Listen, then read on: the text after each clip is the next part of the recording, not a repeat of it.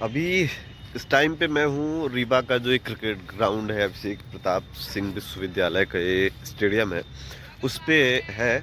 2025 की मैं थोड़ी सी बात करूँगा कि 2025 को मैं क्यों याद रखना चाहूँगा। ठीक है, पहली चीज़ याद रखूँगा, सबसे बड़ी जो बात हुई 18 साल में पहली बार ये हुआ कि रॉयल चैलेंजर बेंगलोर ने ट्रॉफी उठाया। विराट कोहली की आरसीबी फाइनली जो आईपीएल की चैंपियन बनती है, उसके लिए याद रखूँगा। याद उसके लिए भी मैं रखूँगा, दूसरी चीज़ के लिए विराट कोहली बतौर बल्लेबाज टेस्ट क्रिकेट को सबसे आखिरी में छोड़ने वाले थे।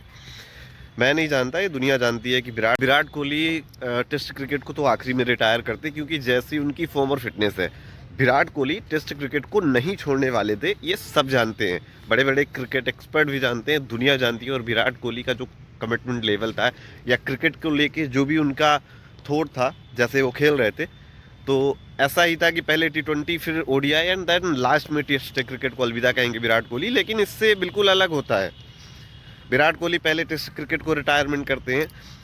तीसरी जो सबसे बड़ी बात मेरे लिए ये रही कि रोहित शर्मा का, आप बतौर कप्तान एक ट्रॉफी जीत के आ रहे हो, आईसीसी टूर्नामेंट जीत के आ रहे हो, और फिर आपसे कैप्टनसी ले लेना, ये कहीं ना कहीं सोच के या समझ के परे था।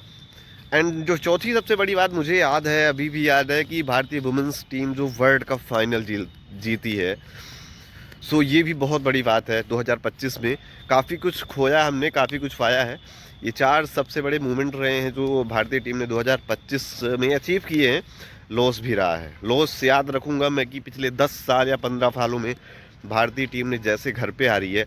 आप न्यूजीलैंड की बात करो, क्लीन स्वीप वहाँ पे होता है। आप अफ्रीका से बात करो, अफ्रीका घर में भी आके हमें हरा रही है 2 मैचों की श्रृंखला में। तो बहुत बड़ी चीज़ें हुई हैं।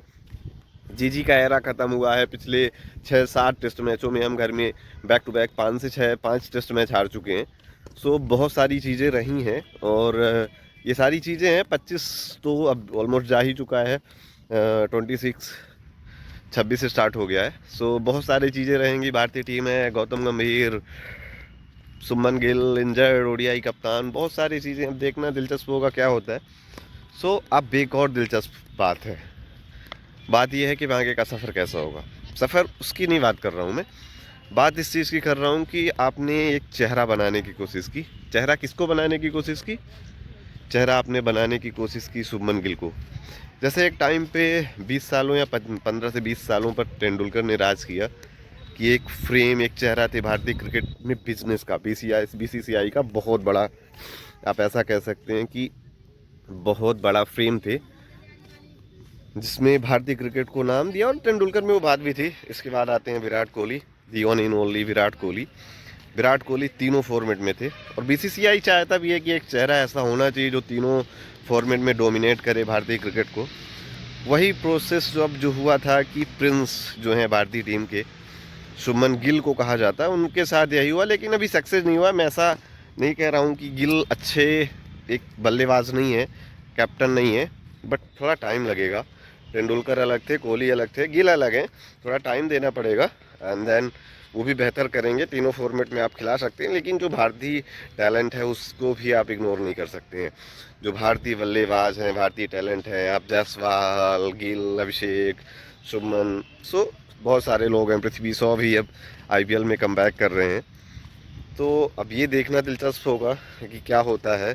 वैसे बहुत सारी चीज़ें हैं, मैं ज़्यादा कुछ बात नहीं करूँगा, स्टार्ट यहीं से कर रहा हूँ।